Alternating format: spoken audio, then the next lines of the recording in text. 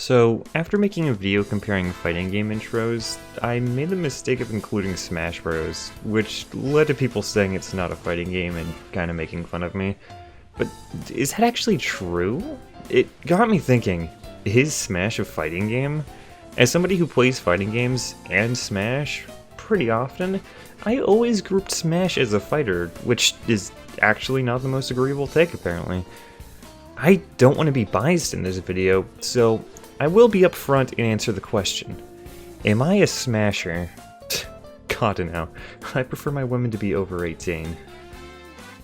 There's a quote I heard in another video about fighting games that said, if Street Fighter is classical music, then Smash is jazz.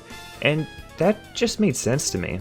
Classical and jazz are both music, but are clearly different from each other in their own respective ways. But they both still have the same basics of what music is. Tempo, rhythm, notes, sound. I actually don't know much about music, so I hope that analogy makes sense. I'll have to come up with a better one later. When relating that to Smash and more standard fighters, let's use Street Fighter because it's one of the more vanilla and commonly played fighting games out there. They share a lot of similarities in common, but are also two very different games. A Smash player might go into Street Fighter V and do this. How do you want me?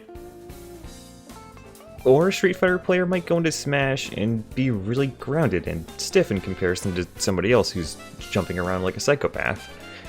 Smash is a movement game, and most fighters are, well, fighting games. They're just very different. But they still share a lot in common with movement in general.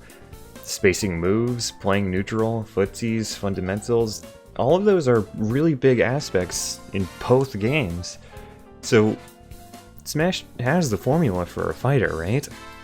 Well, Smash doesn't have any motion inputs like the majority of fighting games. But neither does a Fantasy Strike, and that's still a fighting game, no one's gonna argue with you on that.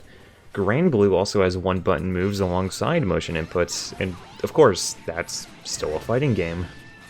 There was also that one robot fighting game made by like some of the most influential people in the FGC that didn't have motion inputs, and I mean, yeah, that's a fighting game too, but whatever. Let's go through some fighting game terminology and compare them to the Smash equivalent. Let's start with set play. Set play, or setup, is the concept of setting up your play, obviously. It shows up in a lot of different forms and is really hard to pin down, like a lot of concepts in video games.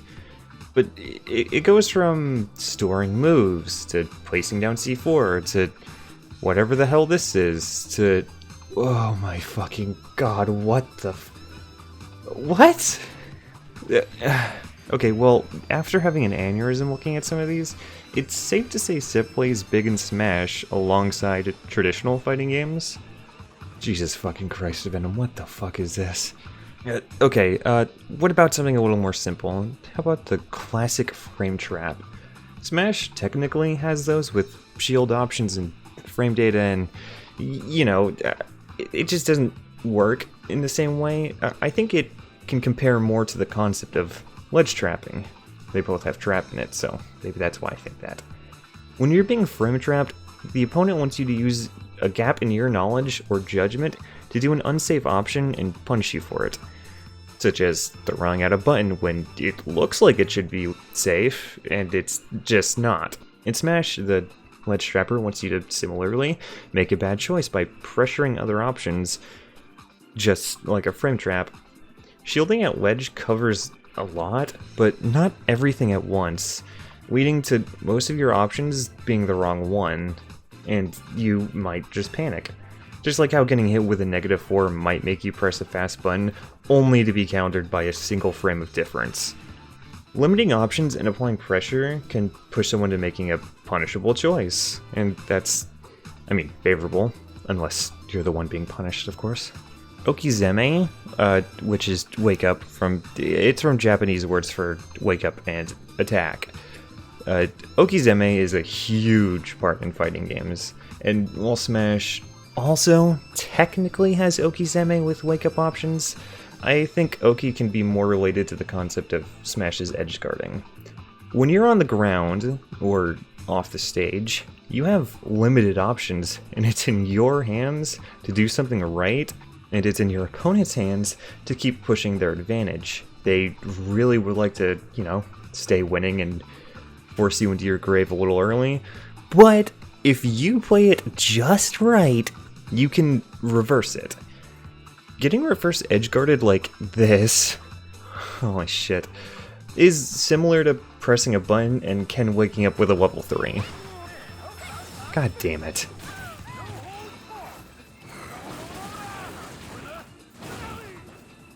Sure, none of these concepts are inherently similar, but they share the same ingredients. Flour is an ingredient for pizza, and also an ingredient for banana bread. These foods aren't even similar, but they're both still using flour. Just like how neutral game and footsies are in both Smash and Street Fighter. They look completely different, but they're both still there. So, is Smash a fighting game? Probably. I'm not the be-all, end-all in judging that. Who do you think I am? I'm just a lunatic who likes fighting games a little too much.